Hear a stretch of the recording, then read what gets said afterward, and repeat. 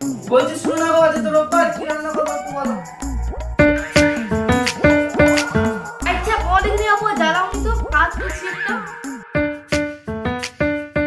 হবে সেটা তো নির্দিষ্ট করে বলো, যা হোক আমি কি যা হোক তো রান্না করবো, যেমন মেয়ে হলো তোমার কিছু বলতাম, যা হোক তো দেখতে।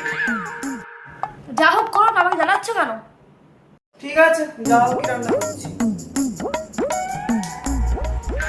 5 minutes later. খাওয়া হয়ে গেছে, খাবে আসো। হ্যাঁ যাচ্ছি যাচ্ছি।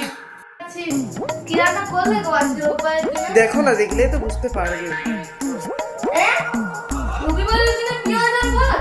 আমি তো ভুলে গেছি, ফ্রিজ থেকে একদম ঠান্ডা ঠান্ডা জল বার করেছি, এ নাও জলটা এখানে রাখলাম, জলটা দিয়ে ভাত No, no, no, no. ঠিক আছে তো, এসব খাবো না, নিয়ে যাবে সব।